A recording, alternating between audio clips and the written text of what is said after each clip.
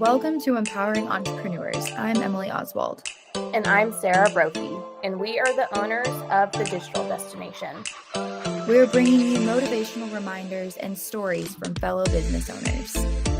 Get empowered with us and stay hungry for success. We're so excited to start off this new episode of Empowering Entrepreneurs. My name is Emily Oswald, and today we are bringing in a special guest. So we've been going through a bunch of different industries. If you've missed our previous podcast, talking about just the different challenges and ways that we've kind of worked through those challenges in our different industries. So today we're going to be talking to a floral farmer and florist. And Fran, take it off. Let's hear about your business. Hi, Emily. Yeah, thanks for having me. I'm so honored that you're interested and want to hear. I'm Fran Parish. I own Heirloom Soul Florals. I'm a flower farmer and a florist, and basically what I do is I organically grow a field of flowers and foliage that I use to design weddings and one-off, like everyday arrangements, and also bulk flowers for DIY weddings. And we also sell a lot of our flowers wholesale to other florists in the area. So I love having, our beautiful local flowers stocked in other stores. We also have a dahlia tuber sale in the spring, and I write a garden blog. So I do kind of a lot of different things with the farm, but our farm is in Burt, New York, which is about almost an hour north of Buffalo. So we're in the middle of nowhere, but it's beautiful farmland surrounded by orchards. So it's lovely. Yeah, no. And so I met Fran when she was the florist for my wedding, and it was so easy and fun working with you that I knew, I was like, you kind of know what you're doing. So let's bring this together. Like, you talked so much about it, and I trusted you so wholeheartedly because you just knew exactly what you're talking about. Thank you. It was a good decision to just let you do what you wanted to do because it turned out beautiful. So favorite kind of client you are there. It was so fun and so beautiful to look at. Yeah. I actually, just side note, just printed pictures. One of our photographers took pictures of the flowers, and instead of like it being a bunch of wedding pictures with people in it, I just have some of the flowers up on our wall. So you're now part of my home. Thank you. I love that. Oh, it's special. But yeah, so I'm excited to kind of talk with you because I worked with you in one space, but you do so much more than just florist work, right? So you do all of the growing and you do it all yourself. So I'd love to talk with you because I'm sure that's a unique space that is probably not just time consuming, but like hard work because it's very much, you're getting your hands dirty, literally. So what made you want to get started in this work, and what made you realize this is what you wanted to do? Okay, so it was a little bit of a journey. So I started farming about 11 years ago when I was in college in Detroit, and I started volunteering on urban farms there, like vegetable farms. And I ended up getting a job working for the local food bank where we had an urban farming project, and we were growing food for the underserved communities there. So that was my first really foray into growing any sort of plants. Like, I didn't grow up in a farming household, or like we didn't even really have gardens. I've always been a nature kid, but like I didn't really know how to grow anything before. So after that summer, I moved to Chicago and I worked for an edible landscaping company. Oh, cool. And what we did was we designed, installed, planted, and maintained vegetable gardens in people's backyards in the suburbs and city of Chicago. So in that job, I saw over 150 different gardens, over 150 different growing situations. So it was an amazing, really fruitful experience. And we were growing flowers in those gardens because they had to be beautiful to like match people's landscapes. So I'd never really been into flowers before. Like, I was never a person like that always, like buy me flowers or bought myself flowers. Like, I was not really into them until I started growing my own. Because once you grow flowers and you watch them grow from like this tiny plant to a bloom in the garden, it's a completely different experience than like going to the grocery store and buying flowers. So I kind of became smitten with that. And over the course of the next few years, I I think I listened to a podcast and I heard someone was growing flowers and using them to make arrangements. And I'm trained in architecture. Like my background is in architecture and design. So I was like, wow, this is a way that I could be really creative and sell the flowers and actually like have a profitable business. So we moved to Buffalo because my partner is originally from here. And I got a little plot of land. I met a woman Alex Plant, who owns Kinloch Farmstead, answered a Craigslist ad because I was looking for a place to grow. It was like the only way I knew how to find something because I didn't know anybody here. And she was like, "You should grow on my property. Let's do this." And it just ended up working out so well. And this past year, we bought our own farm. So now we're moving over there. And that's awesome. Okay, cool. Yeah. That's so neat. Sorry, but No, not long. I mean, it comes full circle, so it all makes sense. But that's really neat. So how did that partnership kind of work with you guys? You and Kim Oswald? So Alex, I guess Alex Plant and I started our businesses the same year in like 2018. And she had moved here to like the Western New York area from New York City. And I had moved here from Chicago. And neither of us are from here. So we didn't really know anybody. She had a dream to start a lavender farm and a barn, like put up a barn so that she could, you know, have events like she does weddings and stuff. And my dream was just to like see if I could grow flowers. Like, let's see how it goes.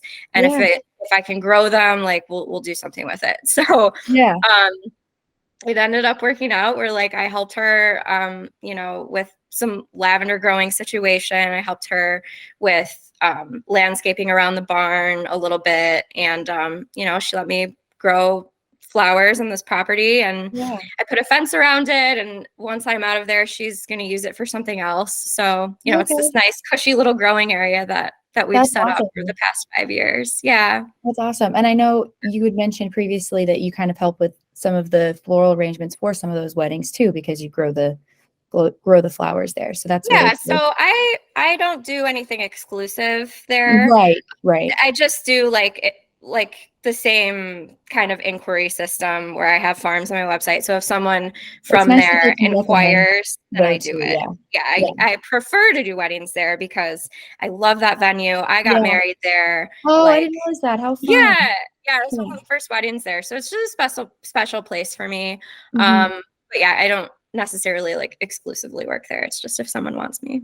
Yeah, no, but partnerships like that are even better because you're working together because you want to work together. You're not like forcing each other to work together. So she does the farming aspect of it and the wedding aspect. So, you know, we have each other to kind of just bounce ideas off and, you know, it's awesome. Yeah. It's just been so great. Especially, I know, I understand how that is having your own business, being like the only one that's in your business. It's great to have someone else to kind of chat with about being a business owner sometimes too. Yeah. You need your people. It can be so we need each other, you know, we need each other because it's really hard, you know, like the going gets rough sometimes and, you know, you just need each other to fall back on, even just to like have a glass of wine and complain about it if that's what it has to be, you know. Definitely. But, yeah. Definitely. So I mean, I could go on all day about just different business challenges and we will save that for another podcast, but what are some challenges that you've had with actually the farming aspect of the business? So the biggest challenge in my industry is the actual physical act of farming. It's the hardest thing I've ever done. It's like one of the hardest things I probably ever could have chosen as a profession for myself. But I keep going because I love it. You know, but it's hard because so much is out of our control, in particular weather-wise, like Mother Nature does whatever she wants. And especially in this time that we're living in, you know, climate change we're seeing more rapid effects of that, you know, in terms of periods of drought and really crazy unpredictable storms and flooding and hail in June and like it affects bugs and diseases and frost and thaw cycles and all of these things that like when you're growing physical crops out of the ground, it can be detrimental to your entire business. So, you know, it's physically, mentally, and emotionally challenging farming is. But I think, you know, it's not for everybody. It's, you know, for a certain type of person, and you just have to be really passionate about what you're doing and have a purpose behind what you're doing. Yeah. But, you know, I feel all of that. So I keep going, and I hope for the best, and I love it Yeah. regardless. No, that's great. That's Yeah. so important. I feel like with any business that you're owning is to be passionate about it, because there's always hard stuff, but being out in the elements, literally, I can only imagine how much more you need to remember that, like when you're knee deep in mud, if it's been raining like crazy, or if have you had like crops freeze or anything being up in New York? Well, I have a lot of perennials that I've planted which handle the freeze. They're Okay, adapted that's to good. this climate. That's good. It's more like the freezing in the spring. So Yeah, like we had a late freeze here like a week a week snow ago. or something, right? Yeah. Yeah, and like I was very lucky that I didn't plant any of my tender annuals, which can't handle the freeze. Otherwise, all of that would have died. Do you know I what I was mean? wondering about you actually, because a Yeah. couple of weeks earlier, we have like a little random garden. It's nothing special, but it's fun and I enjoyed it, but Yeah. that's all I know. But they kept saying on the news, "Oh, plant your garden," and I didn't, luckily, because we were out of town. But then we came back and it froze, and I was like, "Oh gosh, I hope." Yeah. I was thinking Yeah, about you. you know, every year it's like it gets hot in April and people get really jazzed about their gardens.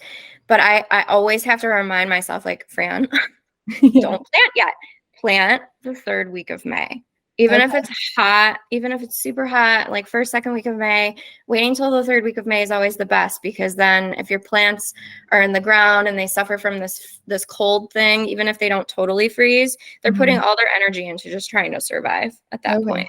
So then they'll just be like, Yeah. kaputs, you know. And it's so unique to like the very northern New York, right? I mean, northwestern, I guess, but I feel like we're so close to Canada. It's like freezing all the time and much later than other places in the country. So it's probably a unique way of learning to garden and to farm. So is it very different than where you were in Chicago? Actually, no.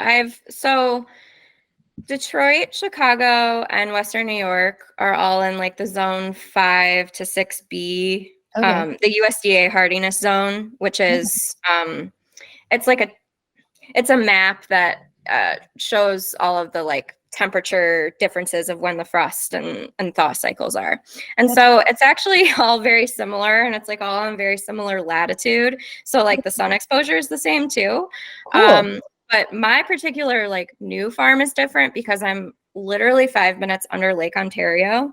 Oh. And the lake is actually amazing because it prevents like that late frost that we got. It didn't get as cold up there. And in the fall, it actually the lake like holds the warmth, and it actually extends the season like an extra week or two for me. Wow. So it's like amazing. It's like a huge insulator. Yeah. Which is so funny. I wouldn't have thought that, because in the winter, that's what brings all the snow. But yeah, it's so funny how nature's cool. But anyways, nature's very neat. really cool. Yeah. So since you did a couple different things when you got started. You started planting at the lavender farm and you just kind of went for it. What would you recommend to someone who's wanting to start a floral farming business? So I will parrot some advice that comes pretty regularly from a lot of seasoned farmers, is that if you want to grow crops for a living and you want to actually, grow a farm, start small. Okay. Don't just start a 2 acres for a small farm is actually a lot of space. So don't start like a 2 acre, 5 acre, 10 acre farm off the bat if you have no farming experience. It will burn you out. It costs a lot of money to start a farm. So my advice is to always start small, and also try to learn from other people. Like there's a lot of people starting flower farms nowadays that have no experience gardening or farming. I don't know how they're doing it. Yeah. It's just a lot of it's so much. Like every year I learn more, and I've been doing this. This is my 12th year. So it's like, I think the best thing we can do is to intake as much information that you can by reading books, watching, listening to podcasts, watching YouTubes, but also like going to visit other people's farms and taking people's farming workshops and doing all of that. So no, that's great advice. Were you able to find any of those in this area, or how did you learn? Well, I learned from the jobs that I had. So I I actually had like farming and gardening jobs, and I've seen Yes. over 150 different growing situations. So like I had a lot of knowledge to build on from that. That's awesome. That's Yeah. really cool. And so Yeah. fun too that it was such a mix of, like you said, like the vegetables and the flowers and how it kind of pulled everything together. It did. And yeah, the flowers just really stole my heart. Yeah. And yeah. I do have, so just for people starting business in general, whether it's a Mhm. farm or not, I think it's really important to figure out how much money you need to make Yes. before you start your business. You know, a lot of Yeah. people I feel like don't talk about money so much. They just talk about this thing they're passionate about and like Yeah. how they're going to do it, blah, blah. But like, if you don't know how much money you need to make, then how do you know what you need to sell and how Right. you're going I to mean, sell it? it's You know what always I mean? important to have a goal. And you know Yeah. what I mean? Your goal can't just be to survive because that's way too vague. Like, what does No. survive look like? You know what I mean? Yeah. So, especially with your kind of business that you're talking about that has it costs a lot of money to start, because you Mhm. need so many materials, you need a lot that you actually have to like purchase. Not to mention it's so time consuming that it's physically a lot to. Yeah, you have to pay for labor and your Yeah. own time and all of that. Yeah. Yeah. I So mean, that's a yeah. great point that having a goal is really important because you need to know how much you are going to have to spend and then how much you have to bring back in to make that worthwhile for you, you know? Yeah. I mean, it's a pretty general way of putting it, but I just feel like people don't really That's think something about that's it easily as much as forgotten. they should. Yeah, Yeah. it's something that's easily forgotten when you are getting excited. It's like almost like we're getting too excited and then you just forget about little big things. Yeah, the So, biggest thing, like the whole point of starting a business is to be profitable, to make money so that you don't have to work in the traditional workforce, right? So right. we have to be profitable. We have to be able to talk about money. It's not a cruel, terrible thing. It's just is what Yeah. it is. No, Yeah. totally. It's so funny because, you know, at least I grew up where it's like, you don't talk about money, you don't talk about religion, you don't talk about politics at dinner or Yeah. whatever. But it's Yeah. like when you own your own business, you just kind of have to, You have to. Yeah. Um, but yeah, so that's a good point too. And we were talking about this on another podcast recently, actually, about like actually having a business plan when you're getting started. Like that's something Mm. that a lot of people don't necessarily do. Some people will do it in small ways, but then some people will have like these all out business plans that they just use to like get their own mind right and what their goals are and how much money they're wanting to bring in and then how much they're going to be spending. Mm-hmm. And for more clients that have that, that's a good sign that they're going to be doing well because they've thought through it more, which is Yep. great. So, Yep. Love that. yeah, very good point to add in there. Any other challenges or topics that you wanted to kind of share with anyone who might be in your same boat? Um, yeah. Well, just yeah. So for anyone who's starting out farming, it's really a hard thing to do for a living. Like I can't stress that more. And it's also really easy to get discouraged because, you know, there's days or every day you walk into your field or your garden and something else is dead or something else was eaten by bugs or Yeah. animals or something like, you know, it's really easy to get discouraged. I just try to remember that every single time something quote unquote bad happens, it's just Mhm. new information for you. Yeah. You know, it's a new experience that you're taking in, and it's like whatever you did or didn't do to cause that bad thing, quote unquote bad thing, it's like now you have that information for next time so Yeah. that maybe you can try to mitigate that and not let that happen again. um, I've never failed at anything more than farming. Yeah. You know, like I've never failed over and over and over and over and time again. But at the same time, you look at the place and you're like, but everything's growing. Yeah. So, you know, I don't really know what I'm getting at in terms of this, like giving more advice to people, but I think, Well, you know, it's really easy to get discouraged.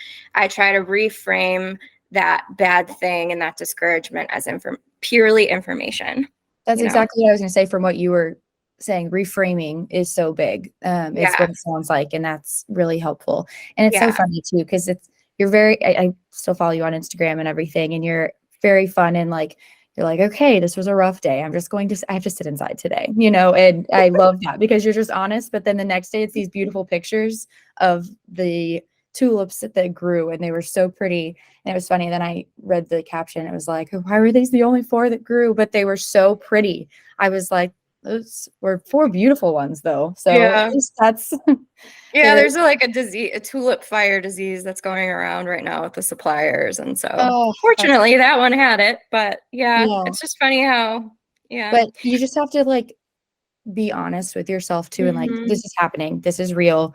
But seeing all the pictures of when it's actually like they're coming through, and it's just beautiful, and Thanks. hopefully that Yeah, makes it more worthwhile because it it really does. I'm like really excited for this year to see how it does on our new place. We haven't really, it's all new. So yeah. So have you started planting there yet, or yeah, so we started planting last year because that's when we bought the property. So we Yeah. started setting it up last year. I had the infrastructure like fencing and water line installed, Oh, awesome. etc. But yeah, so last year we planted thousands of perennials, herbaceous perennial flowers, and also shrubs that I grow for like specialty cut foliage, like greenery. Okay. And yeah, so like the whole one half of the farm is perennial and the whole other half is annual. And we just finished planting all of our tender annuals and dahlias. So, Yeah, that's yeah, so exciting. yeah, really excited. Oh, great. Don't die. Please don't die. No, yes, right. I don't want to say anything because I'll just jinx it, so I'm not going to say It's anything. funny. But It's just how it's just. I'm kidding, but no. please don't die. Well, highly recommend if you're listening to this podcast, you go find Fran on Instagram too.